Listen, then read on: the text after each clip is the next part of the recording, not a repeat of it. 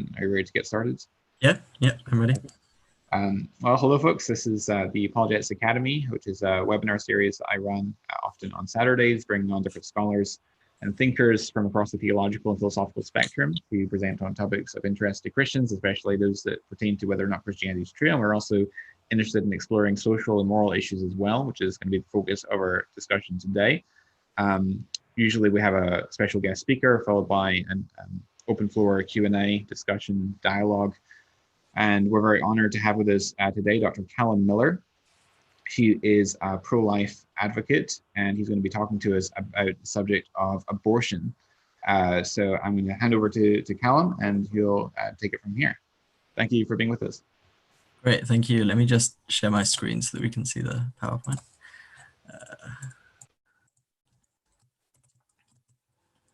We're nearly there, hold on.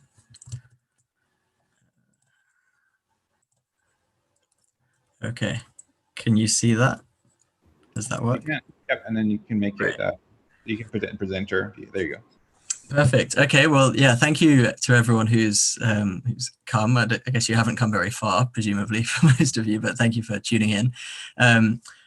I speak on this quite a lot. So my background is as a medical doctor, but also as a researcher on the topic of abortion, relating to kind of the ethics, the history, the policy as well. And so I come at this from kind of a number of different angles. But what I've really found helpful is really, it sounds very simple, but an evidence-based approach. So much of the time, discussions about abortion involve kind of questions or assumptions, things that people say that really don't fit with what the evidence actually suggests. And even pro-lifers, kind of without knowing the evidence, can often just take these for granted and go along with them. And so what I'm going to try and do today is lay out some of that evidence. Now, there's a lot that we could say about all of this. I have at least 6 hours of lecture material on this topic, probably much, much more. And so this is only going to touch on a small fraction of that. So I'll be skipping quite a lot of slides and things like that. In particular, given the context of apologetics, I'll be skipping, for these purposes, the material on what the Bible says and what the early church said, not because those are unimportant, those are crucially important, but because in the context of apologetics, speaking with non-Christians who may not necessarily share our beliefs on scripture, looking at the kind of the evidence in the science and in the academic ethics can be often very helpful. But I do have a lot of content on my website about what the Bible says, what the early church taught, and I've actually just completed a book chapter on it. So if you're particularly interested in it, I can send that over. So let's talk about the kind of general framework for how we can discuss these issues. I like to split it up into two kind of main sections. The first section is about speaking about abortion with compassion.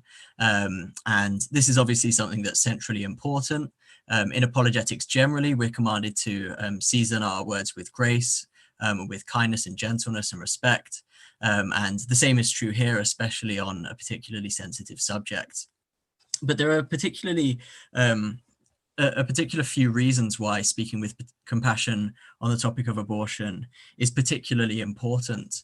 And actually, the first way that I want to justify that is by talking about the impact of abortion on women themselves and why compassion is so crucially important. The first reason is that abortion is so extremely common, particularly in the Western world. So in the United Kingdom, where I work, there are over 200,000 abortions a year, which means that roughly 1 in 3 or 1 in 4 women will have an abortion in their lifetime. And there are 50 to 60 million abortions a year around the world. That's possibly an overestimate, but it's not an overestimate by a huge number. We do think there are tens of millions of abortions a year globally. And so this is something that affects a huge number of women. Of course, it also affects a huge number of men, and there are studies on that topic as well. And, you know, it takes two to tango. Behind every abortion, there is a woman at the forefront of it, at the face of it in some sense. But actually men have a huge involvement in it, either providing abortions or forcing women to have abortions, causing abortions in other ways, pressuring people to have abortions and so on. And of course, men can be hurt as well as women by abortion, by the emotional impact of it.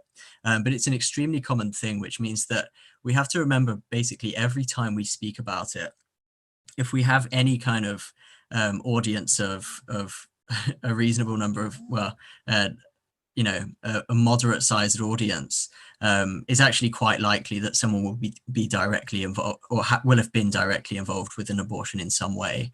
And in any audience, there'll be someone with a reasonably close link with abortion in some way. So it's a very common thing that most people have some, at least indirect, relationship to, if not a direct one.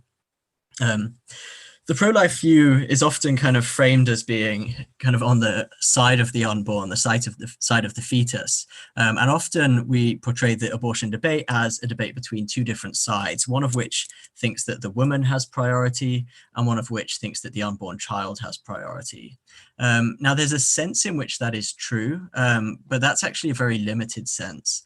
And what the pro-life view actually says is that both lives matter infinitely, and both lives are deeply treasured by God for the religious pro-lifers, or both lives are infinitely equally valuable for secular pro-lifers. So we should actually question this narrative in the first place, the idea that abortion is picking, you know, the abortion debate is about picking sides. Actually, the pro-life view is that both lives matter and that abortion is actually bad for both people involved. And there's a lot that's been written about pro-life feminism in particular. There's a group, Feminists for Life, which do a lot of work on this, New Wave feminism, and there are a number of great books and articles on this, which again, I'm happy to recommend if people are particularly interested. So I want to talk about three particular ways that abortion impacts on women negatively. The first is the impact of sex-selective abortion. Now, the United Nations Population Fund is not a pro-life group. They are pretty much abortion activists, despite officially having to be neutral on this. They very much promote abortion around the world. They're a part of the UN, or at least somewhat kind of controversially affiliated. But what they write is that today there are around 126 million women who are believed to be missing around the world, the result of son preference and gender-biased sex selection, a form of discrimination. Now, many of these missing women are through the neglect of female children. In some countries, female infanticide has been very common until recently. It still does happen in some parts of the world. But actually a significant proportion of this is the result of sex-selective abortion. Estimates are about 25 million, and it's an increasing proportion of missing women are missing because of sex-selective abortion.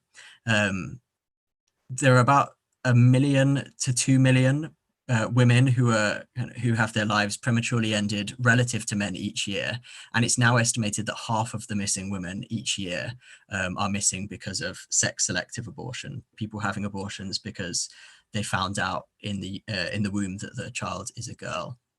This obviously has a huge impact on the influence and the position and the status and the visibility of women all over the world. And what it means is that abortion is one of the most powerful tools the patriarchy has developed to undermine and eliminate the voice and the influence and the societal presence of women. The second reason is that pressure for abortion is extremely common.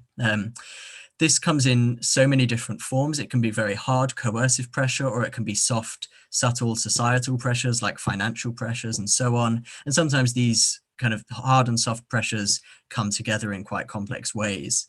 It can come from a number of sources, from partners very commonly, from families, from abortion providers, and from doctors. And all of these are quite common depending on the circumstance. But doctors very commonly pressure women into having abortions in the case of disability, where either the child has a disability, or in some cases even the woman is forced to have an abortion because she is disabled. In one study, up to 64% of women felt pressured. The minimum number of women that I've seen pressured in a study is 25% of women having abortions. So it's a substantial proportion. feeling overt kind of hard pressure. And of course, the reality is that if you include soft pressure as well, the overwhelming majority of women will have some pressure on them to have an abortion. It's very rarely an absolutely free autonomous choice. A lot of women have a lot of ambivalence. A lot of women feel like they need more time to make the decision or more support to make the decision, and so on. In one study, this is from the Guttmacher Institute, which is a pro-abortion think tank linked to Planned Parenthood. In their study, 23% of women said one of their main reasons was that their partner didn't want the pregnancy. And as I say, that's pretty much the minimum estimate that I've seen. There are many stories of abortion providers themselves being coercive. In the UK, the abortion provider Marie Stopes was kind of investigated by what's called the Carer Quality Commission. This is a hospital regulator that has no ideological stance. They just regulate the safety and safeguarding within hospitals. So they investigated all hospitals and all other kind of healthcare operators. And they found that the staff at Marie Stopes felt pressured to encourage women to have abortions. They actually set a target of 100% for women coming into the clinic to get an abortion.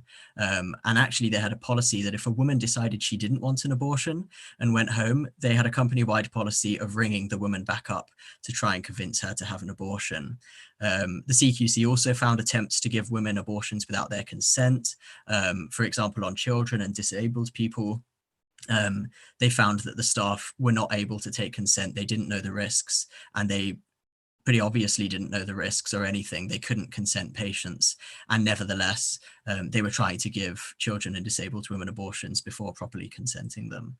So the pressure is extremely common, but there's a particularly harrowing example, which we don't think is an isolated, well, we know it's not an isolated example. We don't know exactly how common it is. But actually, when you hear that abortion is about choice, this is a very strong counterexample.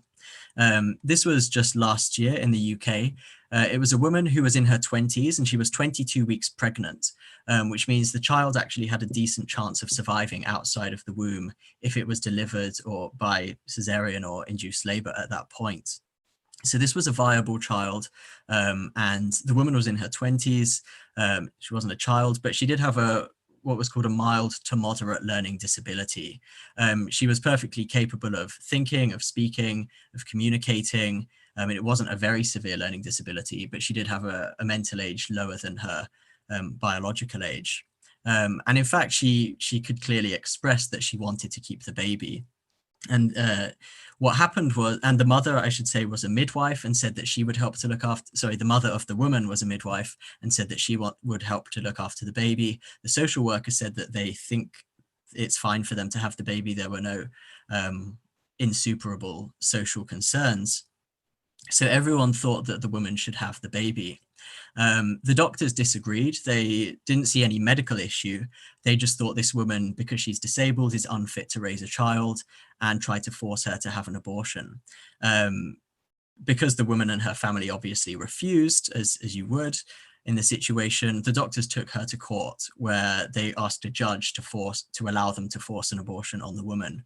The judge said that the evidence indicated the woman wanted to keep the baby, but she ruled that an abortion should still be carried out. And fortunately, in this case, just in time, the morning of the abortion, the woman received the funds to be able to challenge this in a higher court, and the higher court overturned this court decision. So there was a good outcome in this case, but the fact that that was allowed to happen in the first place is still extremely sinister. And we know that this is not an isolated example, that there have been other cases where women have been forced to have abortions and it wasn't overturned by a court. The final way that abortion, or at least the third way that I will speak about today, that abortion impacts women negatively is through the mental health impact of abortion on women. This is a fairly common sentiment from people who are actually quite honest and quite blunt about what abortion involves. This is a pro-choice writer who's complaining in a student newspaper about pro-life student groups at universities. And she says the reason pro-life student groups are so menacing or shouldn't be allowed to exist is because abortions are so stressful and traumatic. She says, abortions are never taken lightly. It takes weeks of tossing and turning, guilty feelings intermingled with self-hatred and doubt, and this doesn't go away after the abortion either. And I read a study just earlier today from a pro-choice group that is very much dedicated to expanding abortion access all over the world. That paper from them said that actually the majority of women do feel guilt. Many women also feel positive feelings, but they conceded actually most women, the large majority of women having abortions, do feel guilt about their abortion. So this is very common. Despite the claims of some people that abortion regret doesn't exist, or that abortion is an easy decision, or that abortion doesn't have negative mental health consequences. So in most countries, abortion is usually performed for these reasons, for mental health reasons, and that's why it's included as part of healthcare in many countries. But actually, what surprises many people is that there's a clear scientific consensus. The widespread consensus among scientists researching is that there is no credible scientific evidence demonstrating that abortion has mental health benefits.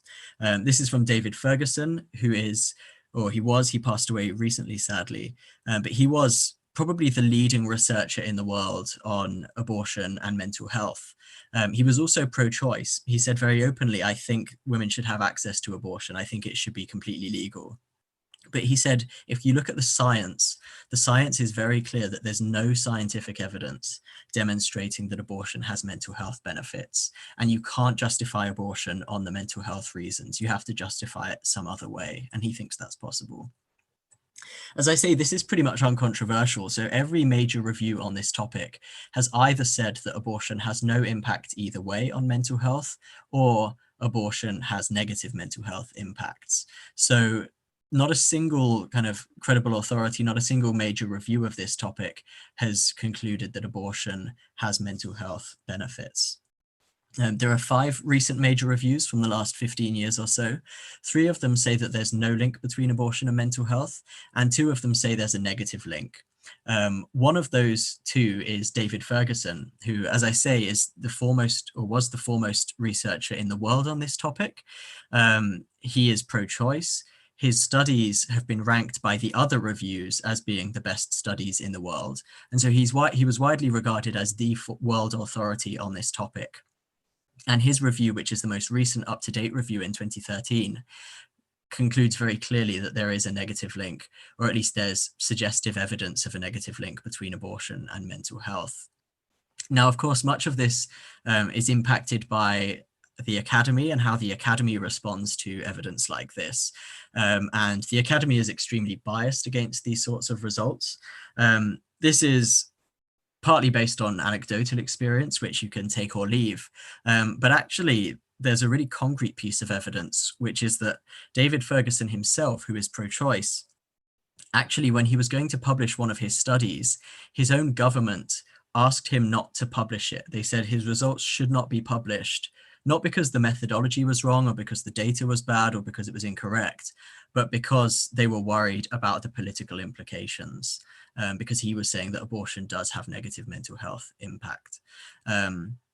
And so there's a huge amount of bias that goes into this, which is the main reason why most people think that abortion has mental health benefits. In fact, the evidence is pretty clear that abortion has no mental health benefits, and there's pretty good evidence that it has negative mental health benefits. In particular, this is from Ferguson's 2013 review. In his 2013 review, he says that abortion is associated with increases in anxiety, in alcohol misuse, in illicit drug use, and with suicidal behavior.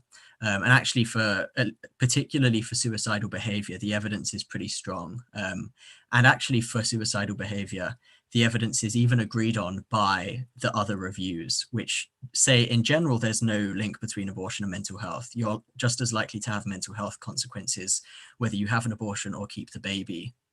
Even those neutral reviews say that there is pretty clear evidence that suicidal behavior is correlated with abortion. And as I say, there's good evidence that that is a causal relationship.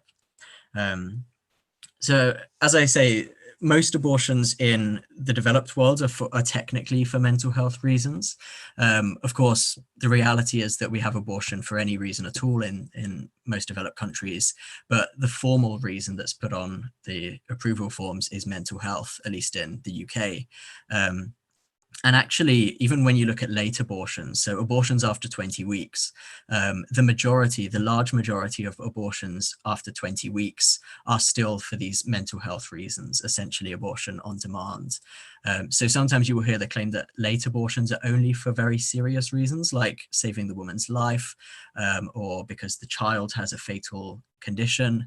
That's simply not the case. Most abortions after 20 weeks are for ordinary reasons. There just has been a delay in the abortion occurring or in the woman presenting for an abortion. As I say, there's a pretty clear link between abortion and suicidal behavior, and this figures also into the mortality statistics.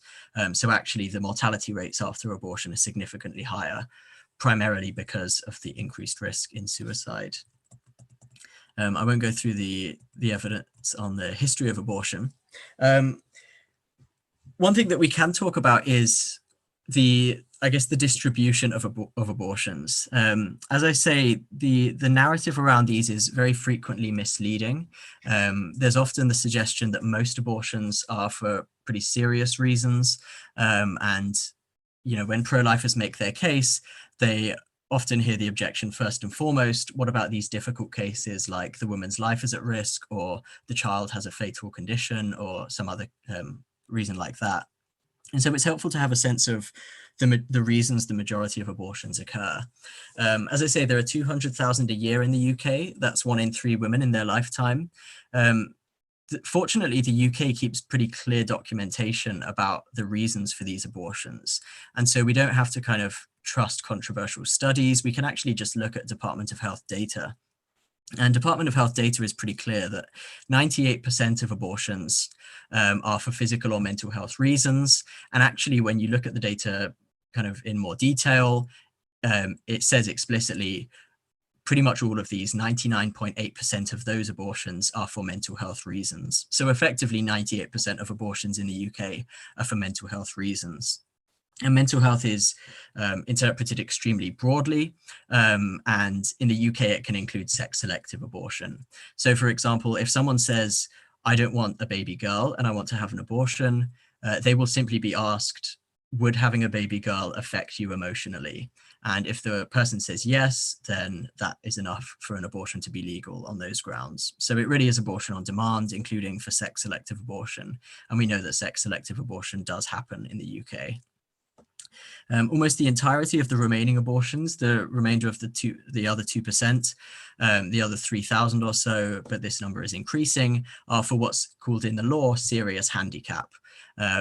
That essentially means children who are disabled, but that is, again, very broadly interpreted. So when the law came in 1967, serious handicap was supposed to refer to abortions for children who had no chance of living outside of the womb, children with anencephaly and conditions like that. But actually, again, it's written down explicitly in the statistics. This includes about 700 to 800 abortions a year for Down syndrome. So a quarter of those are for Down syndrome.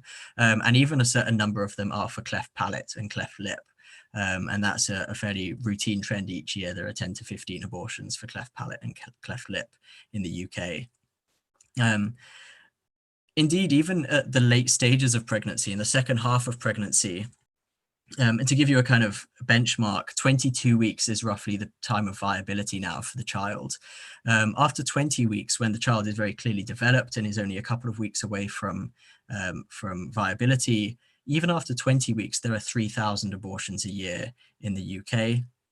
And by contrast, if you look at the kind of serious conditions which maybe are more challenging to the pro-life view, things like if the woman's life is at risk, actually at most 99 of the abortions are to save the life of a woman. Now, if you look into that in much more detail, you find that even that is misleading, because I did a Freedom of Information request on this to look at the exact reasons doctors were saying that they were saving the life of women. Pretty frequently, there was no reason documented at all. They just said they're saving the life and they didn't document a reason. Other times, it's things like high blood cholesterol has been the documented reason for a life-saving abortion, and so on. And mental illness is a frequent indication under the life-saving clause as well.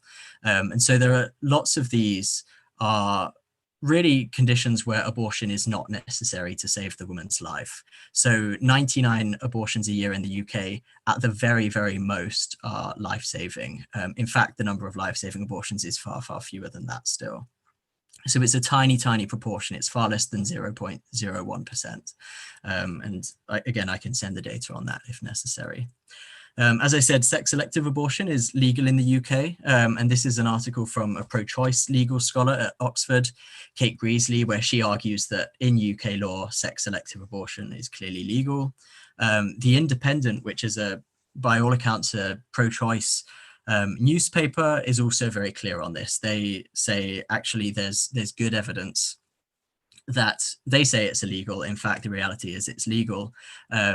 Sex-selective abortions have reduced the female population, even in the UK, by several thousand. And perhaps the most ironic and kind of sinister aspect of this is that because of new testing that's come around in the last couple of years, there's now testing which very early in pregnancy, about 9 to 10 weeks, can test essentially the chromosomes of the child. And of course, if you know the chromosomes, you can tell the gender of the child. And so the introduction of this new test has been leading to sex-selective abortions at a much earlier stage and has been leading to more sex-selective abortions than in the past. Now, in this Independent article, they spoke to some Labour politicians, and Labour called for a ban on the use of this testing for sex-selective abortions. They said this is a complete misuse of the testing, and sex-selective abortion is obviously wrong and should be banned. The irony of that is that there was a vote on sex-selective abortion just a few years before, and the overwhelming majority of the Labour Party voted to keep it legal. And so there's a lot of misinformation and unfortunately political deceit around this topic. As I said, life-saving abortions are extremely rare. Emergency life-saving abortions in the UK happen about once a year, according to official statistics. In non-emergency cases where there's potentially a few days or sometimes even less than that, but not strict emergencies, there are fewer than 100 a year. And as I say, even 100 is quite a radical overestimate. Now, in most of those cases where there is a conflict, in almost all of those cases, you cannot save the child, because if the mother dies from the condition that she has, the child will also die. The baby in almost every case cannot survive if the mother passes away and if the mother is not given treatment. And so it's extremely rare that there is a choice between saving the baby or saving the mother. In almost all cases, you can only save the mother and do your best to save the baby if possible. And so most pro-lifers would be agreed that in these cases, abortion is okay so that you can foresee the unfortunate tragic death of the child in order to at least save one of the lives, because the alternative is both of them sadly passing away. Again, as I said, there are 3,000 or so, maybe more like 4,000 these days, abortions for disability in the UK every year. I should say in general, with all of these statistics, if you want the American data, there are obviously different cultural differences between the US and the UK and different legal differences, but on the whole, the statistics are generally proportionate between the two countries. So the US's population is 5 times the UK's population. So for most of these statistics, you can just multiply them by 5 to get the US figures. As a rough estimate, that's not going to be exactly right, but it's broadly correct. This provision in the UK law allows abortion up to birth. So normally in the UK, there's a 24-week limit for abortion, which, as I say, is already past viability. And we know that viable, healthy children have their lives ended under UK abortion law. if the child has a disability, then abortion is legal at any point up to and during birth. And so because of that, 80 to 90% of children with Down syndrome diagnosed in the womb have their lives ended by abortion. In other countries, it's 100%. So Iceland has been boasting that they've eradicated Down syndrome, when the reality is just that they have ended the life of every single child found to have Down syndrome in the womb. And as I say, it's possible to abort up to birth and even during birth. And abortion during birth, there's not very clear evidence in the UK of it happening, but we do know that it was common in the US before it was banned. Just very quickly on this, because it's a topic that people find much more challenging, there are cases where the child is very unlikely to survive for more than a few hours outside of the womb, or in some cases even passes away within the womb because of a genetic condition. And perhaps counterintuitively, the evidence is actually increasingly strong that women who continue the pregnancy in these very difficult traumatic circumstances actually have better mental health outcomes than women who have abortions.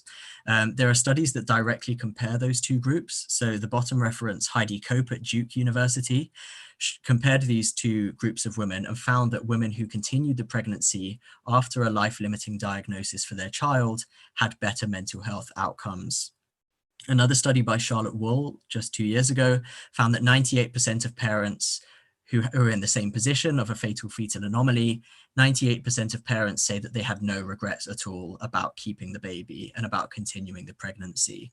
And they said that actually, despite only having a few hours or days with their child outside of the womb, those few hours or days, although tragic, were some of the most profound and joyous moments of their lives. Now, that's obviously something that in a sense has to be seen to be believed, but that really is what the overwhelming majority of parents say. By contrast, there was a NICE is the kind of clinical excellence body in the UK that regulates cost-efficient treatments and clinical guidance. They're very much pro-choice. They support abortion access and encourage it, but they published an evidence review of mental health in the case of abortion for disability. And they pulled together a wide variety of evidence about women who have abortions for fatal fetal anomaly. And overwhelmingly, the theme arising from those studies is that women having abortions in those circumstances described it as the worst time of their life. They described it fairly often as torture. And they said, in most cases, women have grief lasting until the due date and beyond. And actually, many women just simply do not function for the remainder of the time until the due date, and often for a period afterwards as well. And so the evidence, as I say, is actually quite clear on fatal fetal anomaly, that women who continue the pregnancy in those circumstances overwhelmingly seem to fare better psychologically than women who have abortions.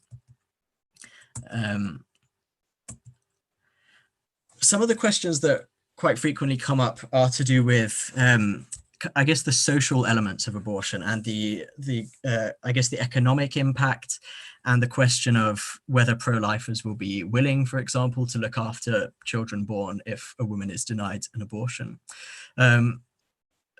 What is not very widely known is that the evidence on adoption for newborns is actually pretty clear that it's very difficult to adopt a newborn. There are many, many more parents in the developed world, at least, willing to adopt a newborn than there are newborns available for adoption. So again, this is from the pro-choice newspaper, The Independent. They're talking about whether how easy it is to adopt a newborn baby. And they're talking about an adoption agency that actually took its name out of the phone book. They say demand for babies is so high that the adoption agency doesn't put its name in the phone book. Their fear is being swamped with calls. We just can't handle it. There aren't any more babies available, says a spokeswoman. There are, of course, many children who are in the care system in the UK, but the overwhelming majority of them are in care because they are hoping to be placed back with their original families eventually. And another reason a lot of children are in care is either because they're much, much older, or because there is a long delay of bureaucracy when it comes to actually adopting children. When it comes to newborn babies, there simply isn't a shortage of parents willing to adopt them. And so it's virtually a guarantee that any newborn baby who would be born after a woman was considering abortion, it's pretty much guaranteed in the West, at least, that that baby would be adopted, that they would have a home of very willing parents wanting to raise them. Likewise, you often hear the argument that if you ban abortion or if you put limits on it, women are going to get abortions anyway. So you're not going to save any babies' lives, but you will put women in danger by making them have Backstreet abortions, illegal abortions. Well, actually, again, the evidence is very, very clear on this. There are so many studies, a huge number of studies, which are documented at this website in particular, showing that pro-life laws that either ban abortion or that put limits on abortion, or even just that require a woman to be informed about the risks of her abortion. All these pro-life laws do have an impact, and often a very big impact, on the abortion rate. Perhaps the best example is a recent study called the Turnaway study. This was done by pro-choice advocates. And what the Turnaway study showed was that when women were denied an abortion on legal grounds, 70% of them went on to have the baby, and only 10% of those placed their baby for adoption. So the overwhelming majority of women who were refused an abortion actually went on to have the baby and even to keep and raise the baby for themselves. And they had no lasting mental health kind of consequences as a result of being denied the abortion. In fact, one of the authors of this study, who's pro-choice and very much supportive of abortion access, published a paper saying, stop saying that pro-life laws don't work. They do work, and they actually do stop abortions from happening. Now, she thought this was a bad thing, that it stopped abortions from happening, but she was very clear that pro-life laws do save lives. In fact, the other side of that narrative, which is about women's safety if abortion access is limited, is also full of misinformation. And one of the best examples is that before abortion was legalized in the US, the abortion advocates kind of put around figures saying that 5,000 to 10,000 women were dying every year because of illegal abortions. One of the people who invented these figures, who was the head of and the founder of one of the biggest abortion advocacy organizations in the US, eventually became pro-life and then came out with a book basically confessing everything he'd made up when he was an abortion advocate. And he said, how many deaths were we talking about when abortion was illegal? In our organization, when we spoke of the number of deaths, we said it was 5,000 to 10,000 a year. I confess that I knew the figures were totally false, but in the morality of our revolution, it was a useful figure and widely accepted. So why go out of our way to correct it with honest statistics? Likewise, the abortion figures and the deaths from illegal abortion figures in the US and the UK both are very clear that the number of women dying was very, very small at this time. And in fact, the number of women dying from legal abortions is still, it's still a positive number. So legalizing abortion hasn't really done anything to stop women dying from illegal abortions. Another example, this was the medical director of Planned Parenthood, and she was writing before abortion was legalized in the US, and she said illegal abortion is safe. At least it's no more risky than legal abortion. She says abortion is no longer a dangerous procedure. This applies to illegal abortions as done by physicians, and so on. And she ends, remember, abortion, whether therapeutic or illegal, is in the main no longer dangerous because it is being done well by physicians. And so the other arm of that Backstreet abortion argument simply doesn't hold up either. Now, that's kind of the first half of the lecture, as I say, which is a small chunk of the hours and hours of lecture material that we could go through.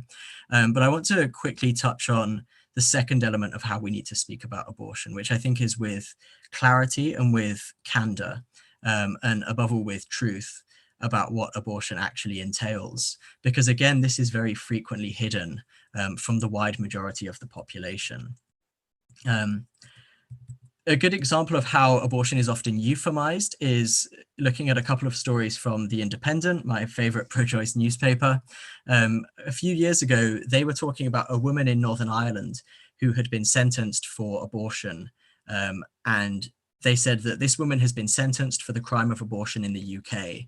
And they thought this was absolutely horrific. How in the 21st century in the UK can a woman be punished for having an abortion? They thought this was awful. But actually, just a few months before that, they described what was in every other way a very similar circumstance, except in this case, it wasn't the woman causing the ending of the life of her child. It was a man who was attacking the woman who caused the woman and her child to die, unfortunately. Actually, no, I think, sorry, the woman survived, but the child died. So in this case, it was just the man attacking her who caused the ending of the life of the child. This time they described it very differently. They said a man was charged with child destruction over an attack on a pregnant woman. And they say the 21-year-old victim was 32 weeks pregnant and lost her unborn child. Now, if this was a woman undergoing an abortion at 32 weeks, there is no way the Independent would call it child destruction. There is no way they would refer to an unborn child, because in that case, it's politically inconvenient. But the reality is that everyone knows deep down that this is an unborn child, that this is a baby, that this is a human being. And the way we talk about abortion euphemistically by calling it termination of pregnancy, by referring to it as a fetus or as a product of conception, I think is just very clear when you look at the literature. As an example of this, you often hear abortion advocates claiming that the correct term for an unborn child is fetus, that calling it a baby or a child or the unborn is simply anti-scientific and it's not true. Now, this confuses the difference between an accurate statement and a technical statement. It is true that an unborn child or baby is not the technical term for a child in the womb, but that doesn't mean it's inaccurate. As an example, there are many things that we have technical names for and colloquial names for, but both of them are ultimately accurate. As an example, the technical term for your armpit is axilla, but doctors often talk about armpits. We all talk about armpits, and that's perfectly accurate terminology. Likewise, the technical term for a child in the womb past a certain point of gestation is fetus, but everyone knows that it's perfectly accurate, even if non-technical, to describe it as a baby or a child. This was a paper published last year in the pretty eminent midwifery journal, which looked at professional guidance and professional publications in midwifery, and it said overwhelmingly, midwifery scholarship, professional bodies, position statements, and practice codes mostly use the word baby instead of fetus. And they said overwhelmingly the most appropriate term used among professionals with patients is the term baby. And no one in my medical practice has called me out for saying this is a baby when it's in any other context. The only time people object to the use of that term is when we're talking about abortion.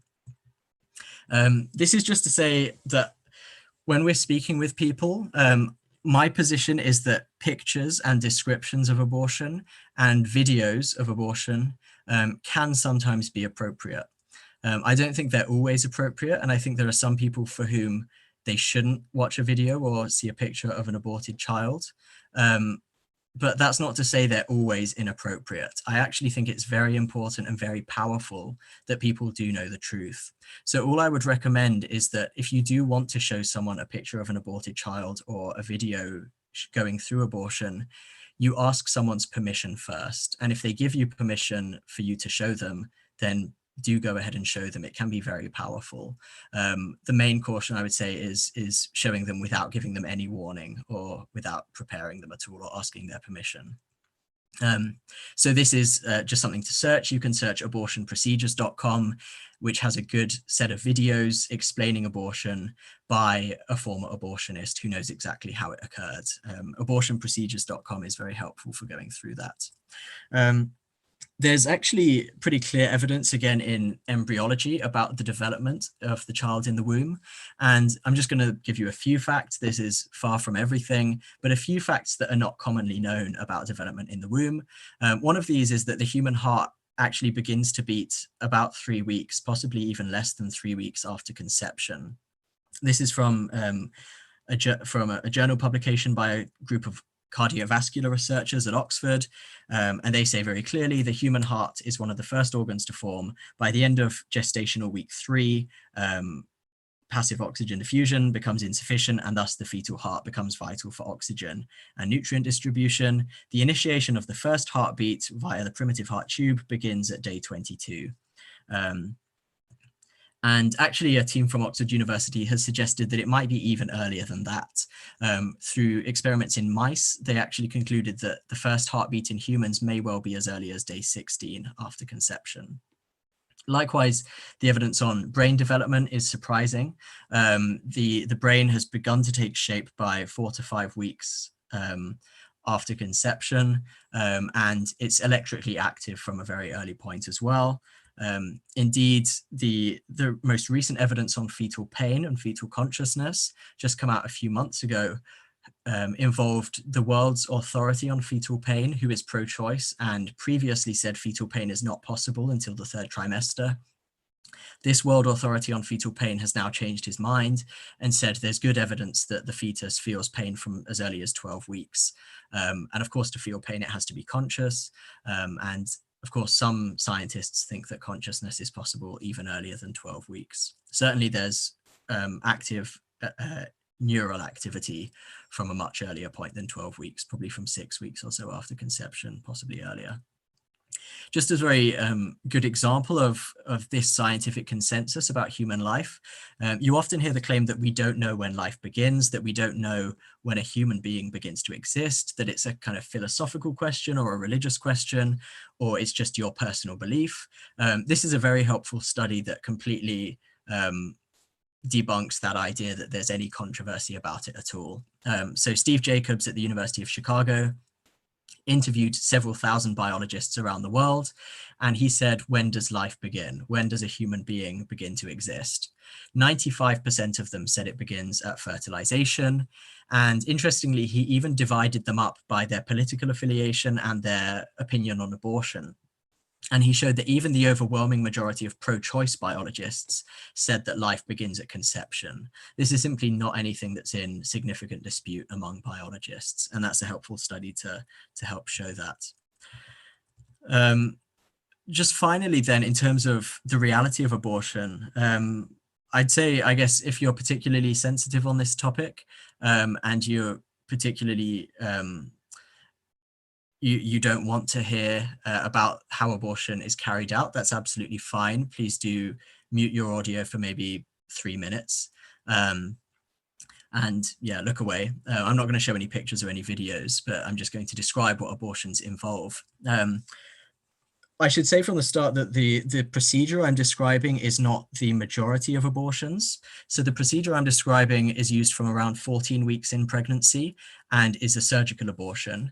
Now, most abortions in the UK are medical abortions before 14 weeks. But nevertheless, this procedure is still commonly used. In the UK, there are about 10,000 of these procedures every single year. In the US, it's a significantly bigger number because they use surgical abortions much more frequently. So although this isn't the most common method of abortion, it's a common method of abortion, about 10,000 a year in the UK. And this is just a helpful illustration of just how misleading the abortion advocates are when it comes to the reality of abortion. So this is the NHS website describing a dilation and evacuation. It says it's used from around 15 weeks of pregnancy, and it involves inserting special instruments called forceps through the cervix and into the womb to remove the pregnancy. And it sounds perfectly benign, a very simple procedure to remove a pregnancy. It doesn't seem like anything anyone could responsibly object to. In fact, if you look at the clinical guidance for actual clinicians and surgeons and obstetricians and gynecologists carrying out these kinds of abortions, they're much more explicit about what this abortion actually involves. So the American College of OBGYNs has done regulations on second trimester abortion and describes this same procedure. It says it's accomplished by removing the fetus with forceps through the cervix and vaginal canal. Usually disarticulation or dismemberment, they're the same thing. Dismemberment occurs as the physician delivers the fetal part and pulls it through the cervix. IPAS is another abortion provider more globally. They have a clinician's guide. They say occasionally during the evacuation, the calvarium, meaning the skull, can become trapped. And if it does become trapped, then what you have to do is insert the forceps and open just inside of the os, which is where the skull should be found. It is usually necessary to collapse the calvarium with forceps to withdraw it easily through the cervix. That's technical language for it is usually necessary to crush the skull on a living, usually healthy baby. You usually have to, or often have to, crush the skull in order to remove it in this procedure. And then you have to examine the fetal tissue to identify the fetal parts, including all the limbs after 15 or 16 weeks. And then, of course, at the end, it says cover the fetal tissue to keep it out of the woman's sight. Now, of course, if this was just removing a pregnancy or removing a tissue or removing products of conception, it doesn't seem clear at all why anyone would be put off by seeing the tissue. They don't normally say it. Surgeons should keep the material away from the patient's sight. The reason, of course, they say it in this case is because studies have shown women understand that this is a human being if they really see the reality of abortion, which is usually kept from them. As I say, there are about 9,000 of these procedures a year in the UK. After 20 weeks, there are 3,000 abortions a year. Partial birth abortion, I should just say again, is just another way to kind of show the radical nature of abortion advocacy. This procedure is rarer still. In the UK, we don't know of any clear cases of it happening, but it's legal, so we don't know if it happens. In the US, we know that it was quite common as a method of abortion until it was banned about 15 years ago. The Department of Health in the UK said that they don't know if it occurs. They didn't say that it doesn't occur. And the Royal College of Obstetricians said it would only be used if necessary. Again, not denying that it does occur. So we don't know in the UK. I won't read all this out again, but essentially the procedure is delivering a baby the whole way except for the head, so that only the head stays inside the woman, and then inserting forceps into the baby's skull and sucking the brains out. And that's how the abortion procedure occurs. In the US, this was quite common until it was banned. And even when they did ban it, it was first vetoed by the president in the 90s. It then was rejected by the large majority of most Democrats in Congress. And then it went to the Supreme Court ultimately, where there was only a 5-4 decision upholding the ban, which showed that there was an enormous amount of pressure, even from 4 of the top Supreme Court justices in the country. 4 of the top justices in the country thought that this procedure should be legal and was even constitutionally protected, which I think just is another helpful illustration of just how radical the pro-choice kind of side is. There's, again, a huge amount more that I could say, and I'm happy to speak about ways you can argue for this position morally. I'm happy to talk about more statistics. I'm happy to talk about anything that I've already brought up or any other thing besides that.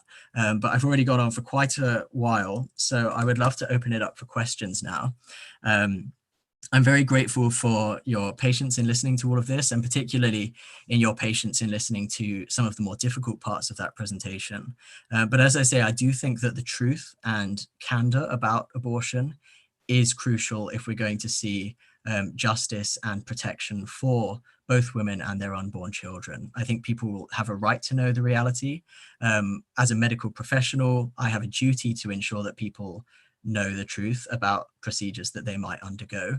And so I do think that it is crucially important that we do talk about these things candidly, even though that can be very distressing.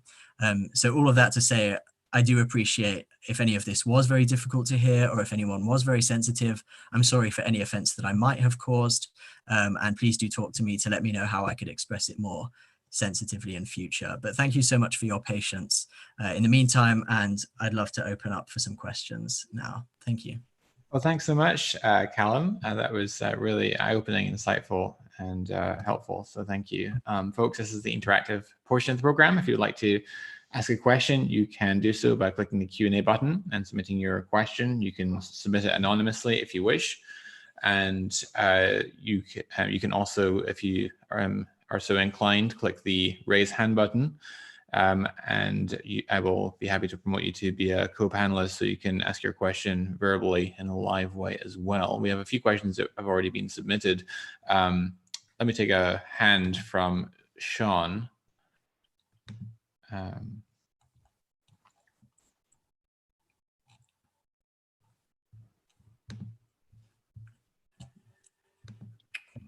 All right. Hello. Thank you, Okay. Jonathan, for allowing me to share this time.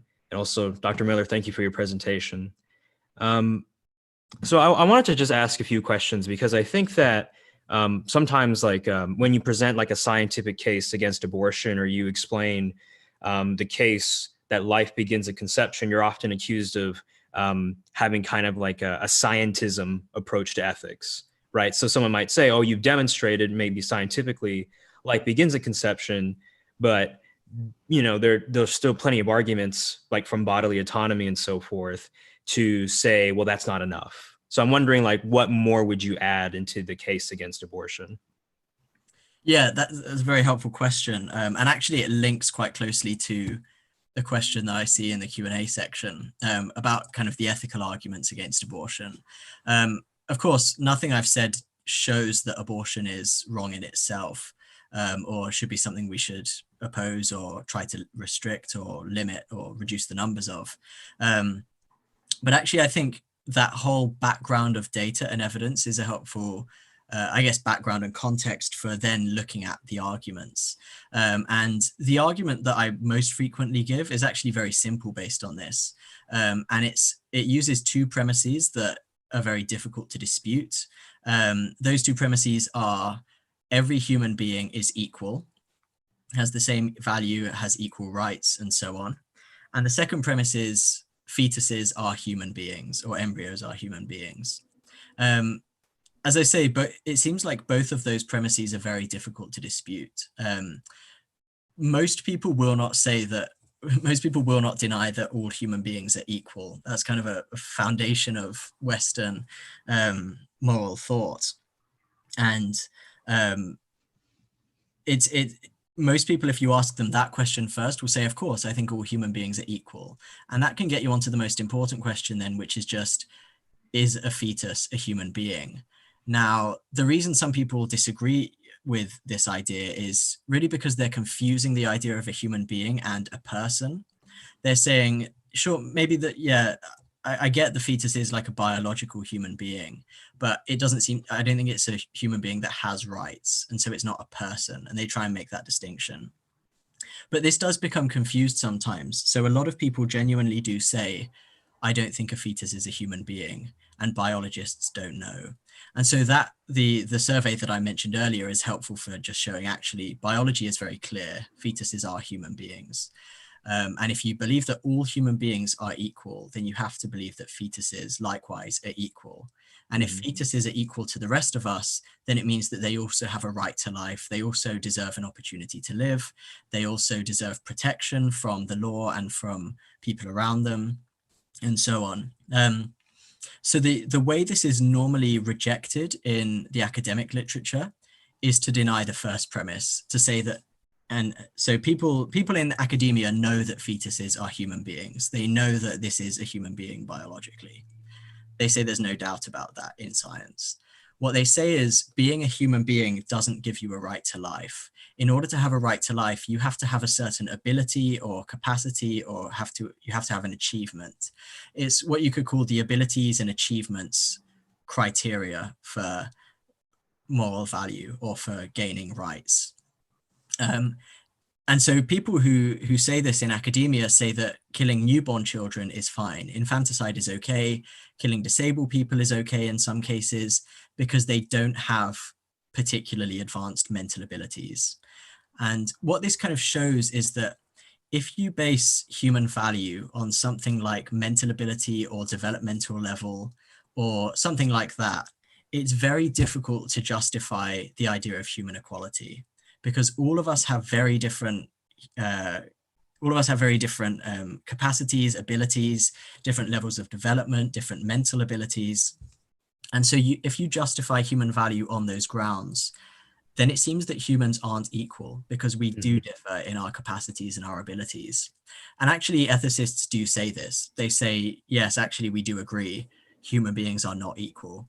And so once you kind of clarify the debate into a debate about human equality and how we justify and understand human equality and what it's based on. And you clarify the fact that actually there's no debate that fetuses are human beings. You can actually make quite a clear case, I think, for why and this is a helpful way to frame it, is that it's not an argument directly for abortion is wrong or abortion should be limited. It's an argument to say, in the first case, fetuses deserve protection and they are just as valuable as the rest of us. Then if you want, you can have a further debate about the policy implications of that and the ethical implications of that.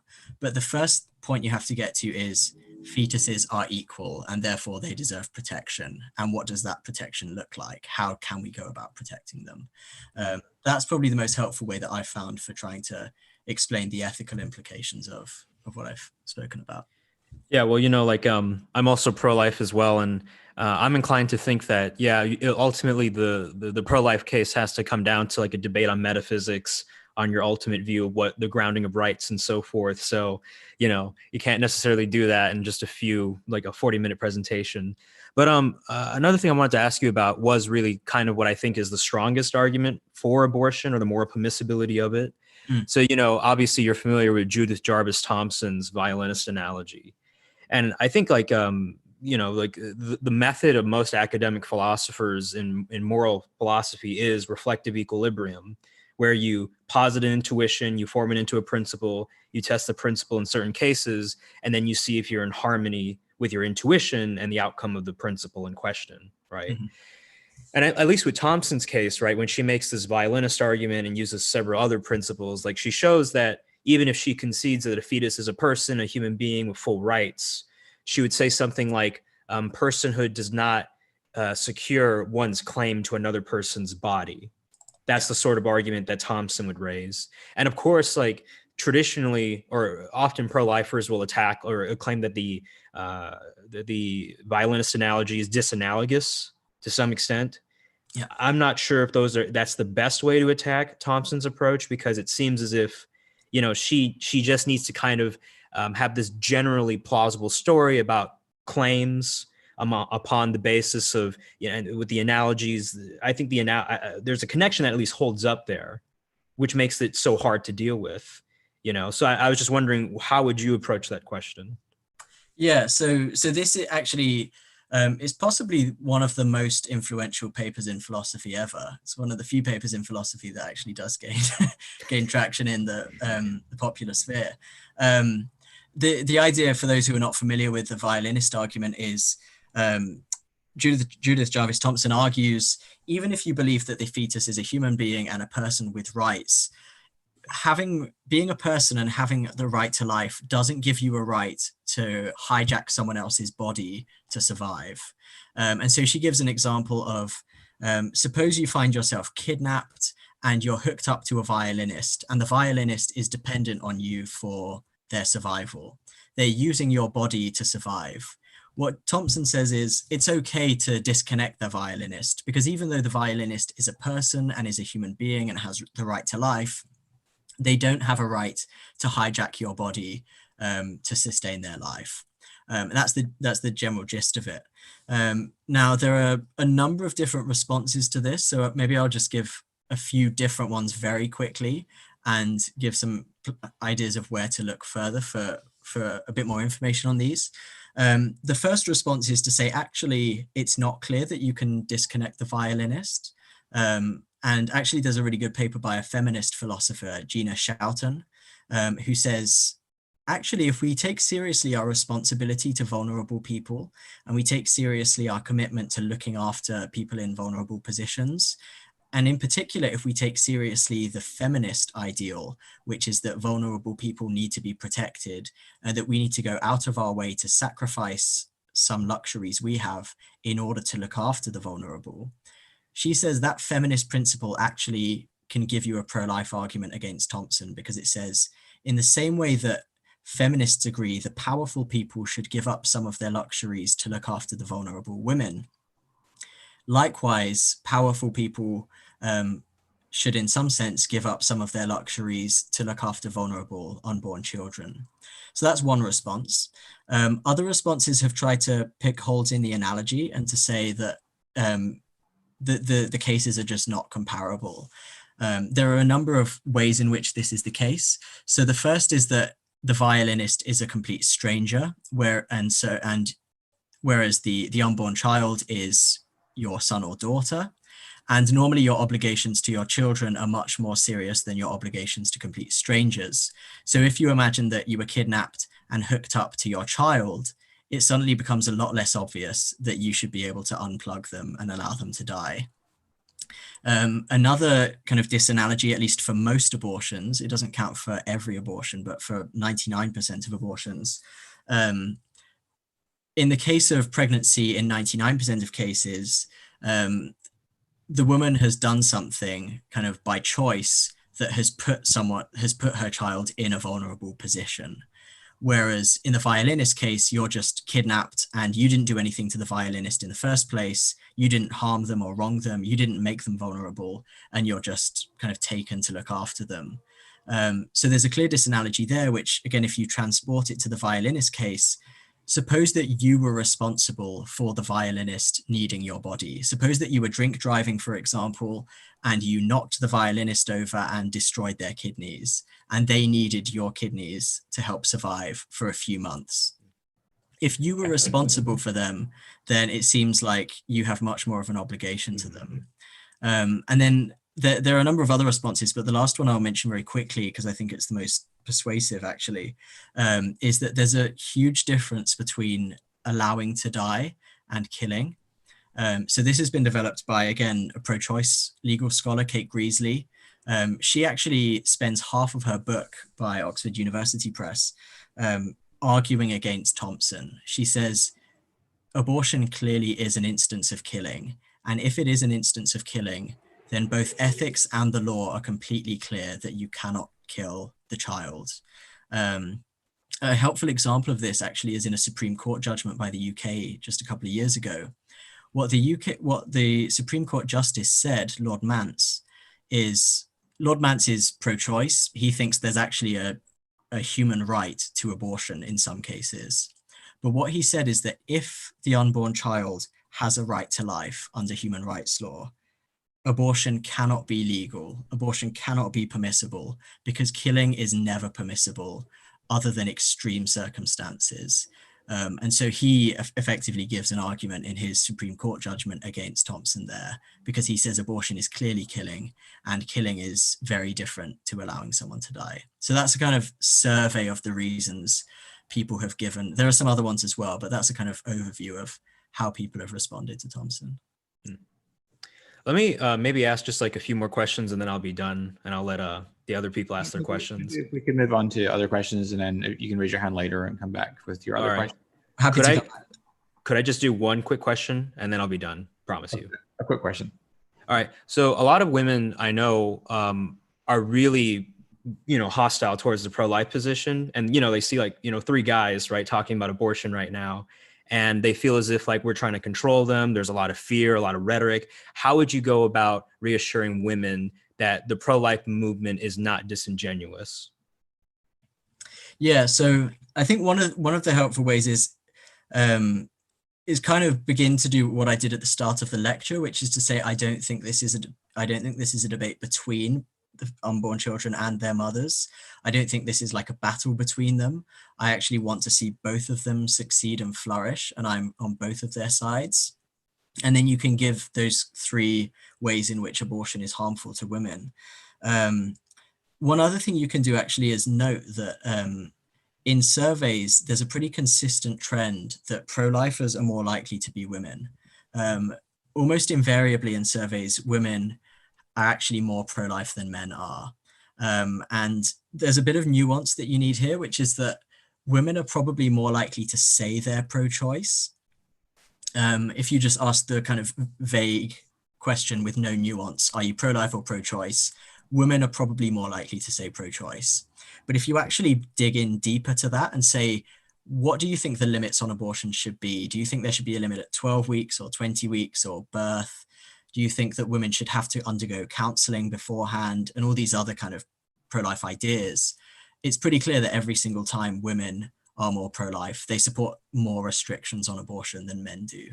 And that actually is quite helpful to bring up, to note that actually this is a position that's much more mainstream among women. Yeah, those are two of the things I'd say. There is more, and I'll write about this maybe in a blog post, but those are probably the two places I'd start most. All right, thank you. All right, thank you, Sean.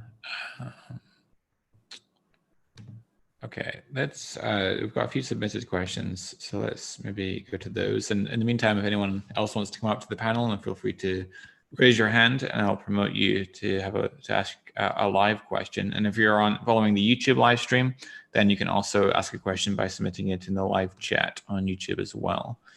Here's a question from Mark McGee, who's a journalist. He says, your three main arguments against abortion are persuasive and helpful, I believe, in discussions with those who promote abortion. Would you go over them here?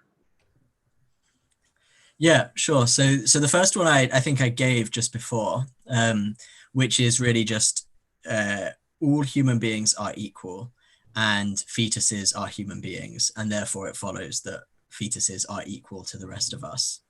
That doesn't strictly entail that abortion should be restricted or is wrong, but it gets you most of the way there. If people agree that fetuses are equal human beings, it follows that they have a right to life, that they should have legal protection, and so on. So that's the first one. The second one is quite a helpful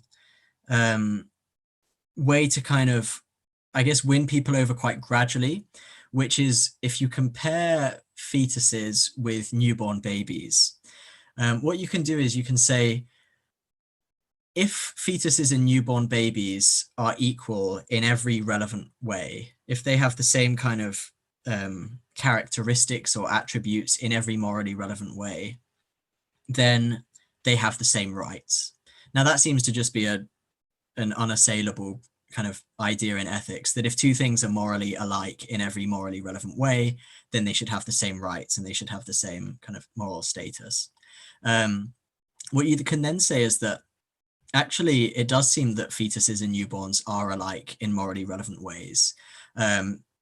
They are generally about, the only differences between them are size, which is morally irrelevant, the level of development, which we normally think is morally irrelevant, their environment, which is morally irrelevant, and how dependent they are, which again is morally irrelevant. None of the differences between fetuses and newborn babies are things that we would normally say that people are less valuable because of. We would never normally say that someone is less valuable because they're less independent. We never say that they're less valuable because they're smaller. We never say they're less valuable because they're less developed, because they're children perhaps. And so it seems that the only differences between them are things that don't matter to moral value.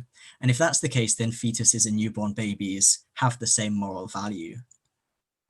Now, another way you can approach that is to ask someone, and I usually find, I should have said this, I usually find asking people lots of questions first is a much more helpful way of engaging with them on abortion for a whole number of reasons. But a particularly helpful question you can ask is, why do you think infanticide is wrong? Or why do you think it should be restricted? Why do you oppose infanticide? Why do you think newborn babies have the right to life? They can't say it's because they're rational, because they're not. They can't say it's because they're self-conscious, because they're not. It's actually very difficult to answer that question other than by saying, I think newborn babies are valuable because they're human beings. But if that's the reason that we give value to newborn babies, then human value doesn't rely on independence or abilities or level of development. It relies on being a human being. And if being a human being is sufficient to make you a person, is sufficient to give you a right to life, is sufficient to make you equal to everyone else, then it seems you have to apply that to unborn children as well. The third argument, I think, I assume you're referring to the ones on a blog I wrote quite some years ago on my website. So this might be the wrong one, but a third argument I have given in the past is what essentially an argument from, I call it an argument from prudence, which is if you're unsure about whether something is killing kind of a human being, then you should act out of caution and you should play it safe and you should refrain from doing the dangerous activity that might kill a human being. For this, you can just give a really quick analogy. You can say, imagine you're going to detonate a block of flats because you want to build over it, and you're ready to detonate it, and so your kind of assistant comes over to you who's in charge of the safety elements, and you say to them, is there anyone left in the building? I really want to be sure that I'm not killing anyone. Is there anyone left in the block of flats? If the person says to you, I don't think so, but I'm not really sure, then it seems really reckless and wrong to go ahead and just blow up the block of flats. You have to be absolutely sure and have a really good reason to believe that there is no chance of you killing a person before you do something that might kill a person. And so, again, the analogy with abortion is quite clear that if you're not sure, even if there's legitimate debate about it, the safe thing to do, the morally wise thing to do, is to kind of withhold from the potentially dangerous action, even if you're not sure. Very good. I have some other questions submitted. Josiah Kane says, what support can we reliably offer to young women in a crisis pregnancy to facilitate her continuing to provide for her unborn baby? Yeah, great question. So there are a number of different things you can do. Obviously, one of the most important things is just to assure them that you will be there for them. Say that you're not in this alone, that I will help you as much as I can to work through the issues that you might have. And again, asking questions is one of the most helpful things to do, as it usually is. Ask the question, what is it that you think is kind of making you feel like you have no other option? I said at the start that most women, even if a certain proportion of women are coerced outrightly into abortion, but even those women who are not overtly coerced into abortion still have abortions because of less than ideal circumstances. They usually say, if the world was perfect, if I was in the ideal condition, I wouldn't have an abortion. So most women recognize that abortion is not ideal and that to some extent they're being pushed into it by their circumstances. And so you can usually ask, what are the circumstances that make you feel like you don't have any other option? Why is it that you think you have to have an abortion? That obviously gives them a chance to say this is why, and then you can speak about what the particular issue is and how you might be able to help. But affirming that you're there for them is one of the most helpful things you can do at the start. Usually it's somewhat unsustainable to take on that whole burden yourself. And in most cases, you're not going to be the best person professionally to provide that support. So it's always very helpful to be aware of the local crisis pregnancy centers around you, who are always willing to help women, usually have the resources to help women and love to help women and have lots of experience in doing it. And by directing someone to those to help get them support, you're not doing anything wrong. You're not kind of abdicating your duties. You're just actually helping the woman by giving her much more professional and better support than you can give individually. So I'd be aware of your local crisis pregnancy centers or even helplines. In the UK, Life is probably the best known one. That has centers all over the country that gives accommodation to women in vulnerable positions. Life is very, very good at what they do. The other thing I guess I do is gently and sensitively just see how far you can get in giving them a sense of the reality of abortion and the impact of abortion on them. So feel free to share the evidence or even a story. Stories often work better. Share the evidence or a story about people who have been pregnant in a horrible position but have had the baby and actually in retrospect realized that having the baby was the right thing for them to do and has given them a huge sense of fulfillment. Or share a story or the evidence about women who have had negative impacts from having an abortion and why they really regretted it.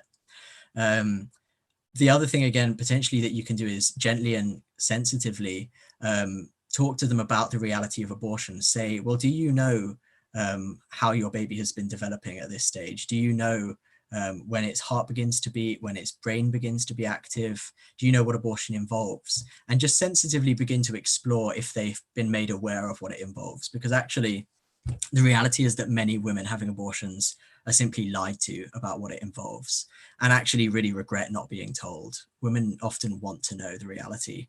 They even often want ultrasounds. I read a study yesterday that showed even women having abortions, when they're offered the choice to have an ultrasound, the majority of women having abortions choose to view an ultrasound. And so it's not an inappropriate question to say, have you considered looking at an ultrasound scan to see, because many women, most women seeking abortions do feel like they want to see an ultrasound. So I hope that's a few ideas, and get in contact with groups like Life if you're a bit stuck. Just send them an email or call them up saying, I've got a friend who's considering an abortion. I'm not really sure what to do. Can you help? And they'd be very happy to.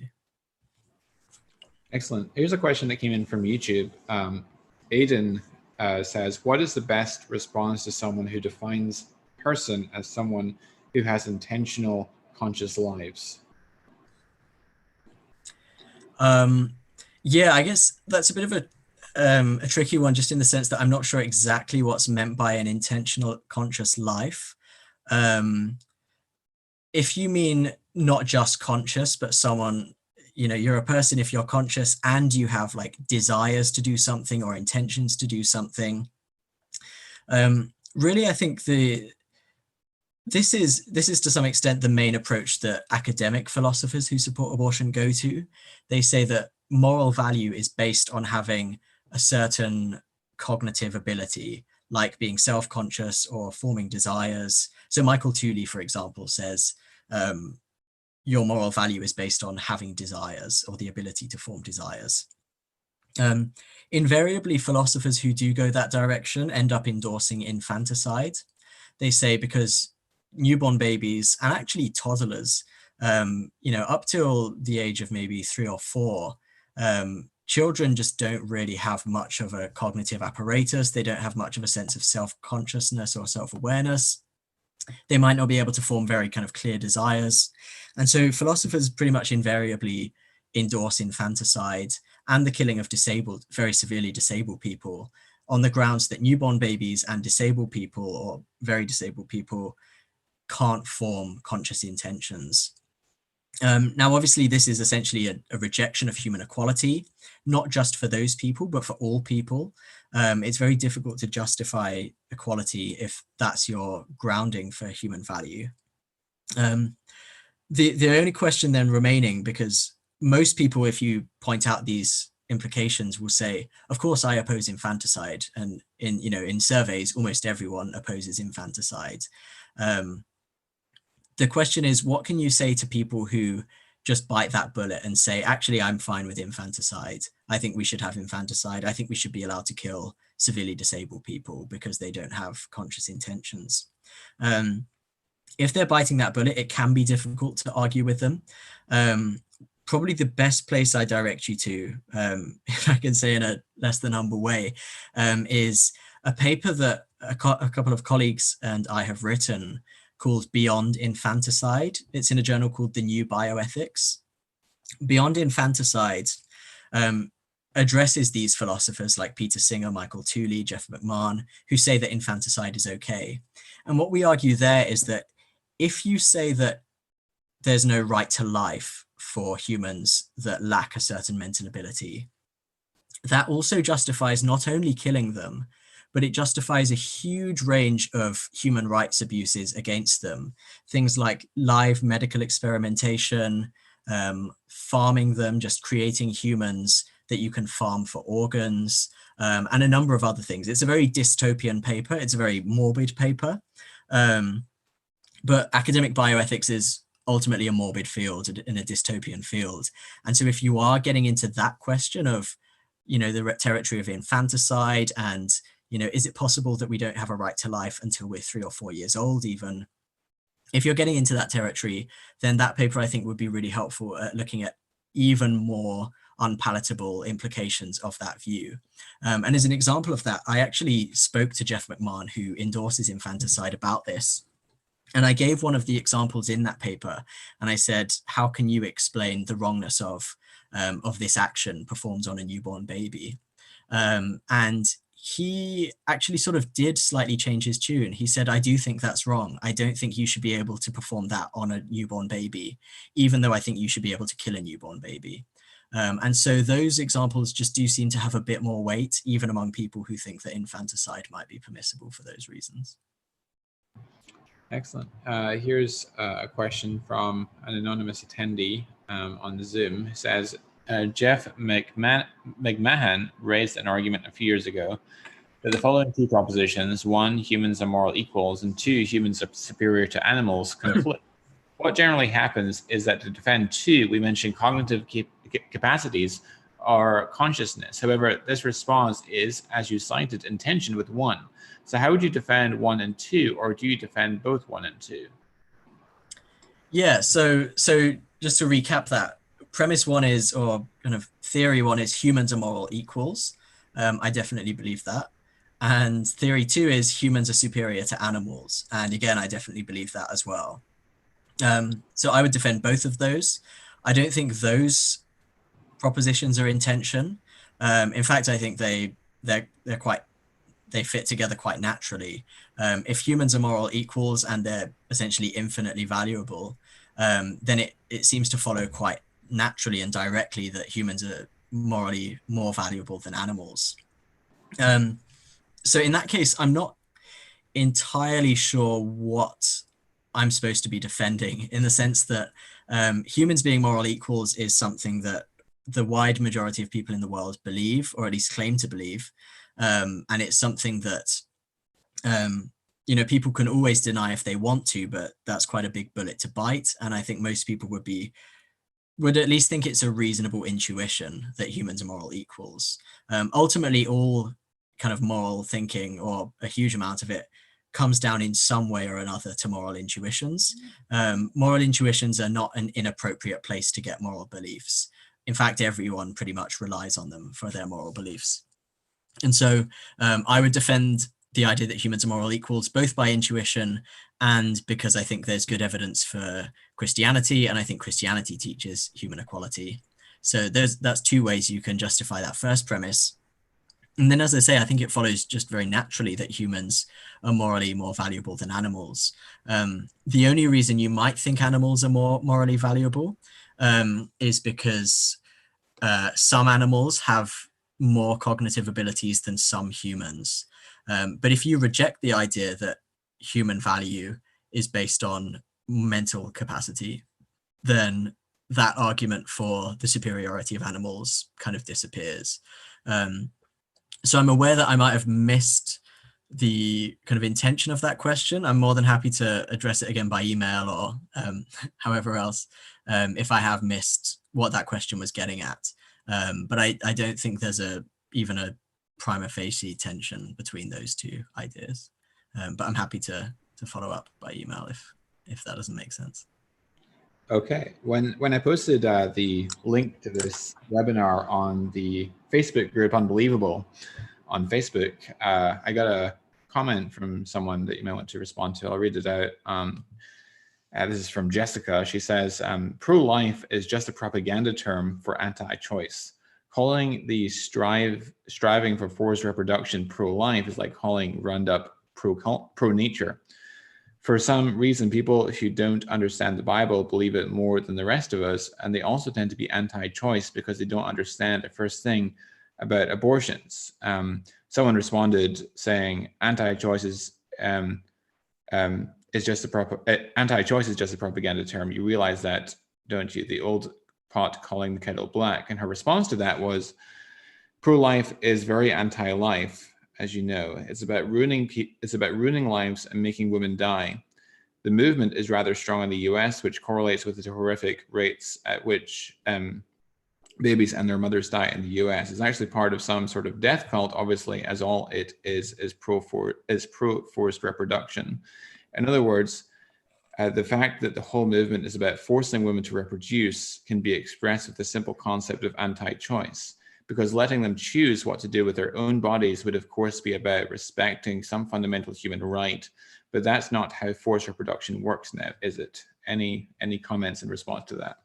Yeah, there's a lot in there, so it's going to be difficult to address it all. So please don't be offended if I've missed an element of it. The first thing to say perhaps is that, I guess in response to the latter part, is that being pro-life is not at all about forcing people to reproduce. Being pro-life is ultimately about reproduction already having occurred. And this is just a scientific biological fact. Reproduction occurs at fertilization. And so if reproduction has already occurred, then no one is forcing anyone to reproduce. What we're saying is once reproduction has occurred, that offspring, that human child, deserves protection, legal protection. And it's very easy to frame kind of legal protections for human beings in negative anti-choice ways. So I could just as easily say, for example, if someone wants to kind of take the life of a disabled person or wants to, abuse them in some other way, in some way, they could always say, you're being anti-choice, you're against my choice to do what I want with my body. I want to use my body to, attack this disabled person. In some way, they could say that I'm punitive, that I'm trying to force people to do what I want. But that's a very uncharitable way of understanding what I'm doing. And the charitable interpretation is just that I really do think disabled people should be protected in law. And sometimes those protections force constraints on how other people can treat them. And that's a perfectly reasonable thing. We all agree that people should be protected and that people being protected sometimes requires the law to constrain how other people can treat them. So, yeah, I mean, I think it's pretty clear that, framing it as anti-choice is uncharitable, but there's a few more things you can say about that. The first is that legalizing abortion doesn't obviously create more choice for women. As we saw earlier, a huge number of women are outrightly coerced into abortions. And actually, most women have at least soft pressure on them to have abortions. And so the legalization of abortion creates new pressures, it creates new societal norms, it creates new relations between people, it creates new dynamics in the sexual market and the sexual economy, it creates all sorts of new kind of relational infrastructure that forces huge pressure on people. One just really quick example, very shortly after abortion was legalized in Ireland, some female pilots were told that they would be fired if they didn't get abortions. They were pregnant and they were told they'd lose their jobs if they actually had the baby and took maternity leave. Now, they clearly didn't have a choice. They weren't given a choice in their, I mean, it was a choice, but it was a gun to your head kind of choice. And on the other hand, if abortion was illegal, then there's no way the employers could have said that to the women. And actually, those women would have had a much more of a choice and much less pressure on them if abortion was made illegal. And so, there are ways, of course, in which legal constraints stop people choosing certain things, but choice is a much more nuanced thing than that. And it's very unclear to me that legalizing abortion increases people's choice. I actually think it subjects them to far more pressures and actually constrains their choice much more than people would ordinarily allow. But then I guess the ultimate question is, what is this a choice to do? And who do we think should have a choice? All of us think that choices should be limited if choices harm other people. All of us would say, I don't have the choice to kill another person or to steal from another person. Some people say I shouldn't have the choice to stop women from having abortions. That's a constraint on my choice. So all of us agree that we should limit choices. And the reason we should limit choices is because it protects the ultimate rights of other people. And then the question is just who counts as another person? Well, it seems like all human beings should count if we really believe in equality. And if that's the case, then unborn human beings should also count. The flip side of this is that if we really believe in choice, then we have to believe in choice for everyone. And if we believe in choice for everyone, then we have to take into account the choice of the unborn child. It seems pretty clear to me that if the unborn child was given a choice, they would not choose to have their life ended. The way people would normally respond to this is by saying, well, unborn children are not conscious. They don't have a choice. You know, how can you talk about unborn children having a choice? I think actually this is too quick. And the reason is that as a medical professional, I have lots of patients who temporarily are unable to make choices. I've had lots of patients who have been in comas or who have been delirious because of an infection. I have lots of patients who have been babies who can't make choices. I've had loads of patients and still have patients who cannot make choices temporarily, but we still think that they should be protected and that we should respect their choices. How do we do that? Well, the main principles within medicine are, if someone is temporarily unable to choose, what you should do is you should do what's in their best interests, and then you should do everything you can to facilitate them having a choice at a later time. You should try and get them back to a position of being able to choose for themselves. So it's someone in a coma, for example, you act in their best interests, and then you say, we're going to do everything we can to get this person conscious again so that they can choose for themselves. Really, the pro-life view is an extension of that. It says, likewise, the unborn baby is temporarily unable to choose, but medical ethics says that we should act in their best interests, and we should get them back to a point of being able to choose by giving them the right environment, the right treatment, the right support, the right protection, so that they can fulfill their choices. And in a sense, that's, I think, the most clear pro-choice position that you can have. Mark McGee asks, what choices do Christian physicians have legally in the UK to not perform abortions? Yeah, another good question. And it's actually pretty complicated. So the only time Christians or other pro-life doctors, actually most of my friends within medicine are not Christian, but they are mostly pro-life. I obviously have too much peer pressure influence on them. The only time pro-life doctors are kind of compelled by law to directly participate in an abortion is if it's an emergency situation and the mother's life is at risk. Now, as I say, this accounts for about 1 abortion a year in the UK. And so it's extremely unlikely that anyone would ever be in that position. If you count ectopic pregnancies, the number does go up significantly. But I don't know many people I don't know many pro-life people who would object to removing an ectopic pregnancy, for the simple reason that you cannot save the child's life, and the best thing that you can do is save the mother's life, at least. When it comes to any other reason for an abortion, no one has to be, or at least no doctors have to be directly involved. So no doctor has to prescribe the abortion pills or be in theatre during a surgical abortion. Nor do they strictly have any legal obligation to do anything to facilitate an abortion. But this is being somewhat challenged now in the courts. It's being challenged in contracts. So normally contracts, GP contracts, for example, say, if you do not perform an abortion, you have to refer to someone else who will do. The professional guidance, the GMC guidance says, it doesn't actually strictly say you have to refer onwards, but it does say if you have a conscientious objection to abortion, then you have to ensure that the woman knows where she can speak to someone, a doctor who has no conscientious objection. Now, the gray areas are, firstly, what counts as participating and what can people be fired for? It turns out midwives or nurses can be fired because they will not facilitate abortion through paperwork or through overseeing pre-abortion care on the ward.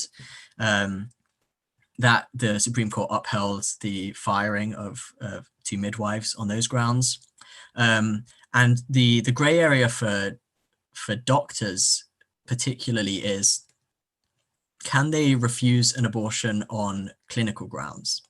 Now, as I said earlier, the clinical evidence is virtually unequivocal that there is no mental health benefit to abortion. And yet, for an abortion both to be legal and to be clinically justified, there has to be a mental health benefit. 98% of abortions are formally done because there's a mental health benefit. And as I say, the evidence is unequivocal that there is no mental health benefit from abortion. And there's actually reasonably good evidence that abortion has a negative mental health impact. And so the position I would take is nothing to do with conscientious objection. I would simply say there is no clinical evidence to justify an abortion in this case. And in fact, it would be illegal to approve an abortion in this case because it doesn't meet the legal guidelines. That is a very legal gray area because the GMC are quite reluctant to allow that kind of reasoning, even though it's, like I say, unequivocally backed up by the best science from completely by non-partisan sources or even by pro-choice sources. So I think that's a gray area that I think it's pretty clear that you could refuse to do an abortion on clinical and legal grounds, but it's not obvious how the courts would see that and how the professional bodies would see that. All right, thank you. There's no more submitted questions, so I think we can wrap up here. So thanks so much for being on. It's really been a really interesting webinar, and I've really enjoyed it very much. Great. Well, thank you for having me, and thank you to all your participants for listening for so long and for throwing in questions. I've really enjoyed it. All right. Well, thank you, and good night.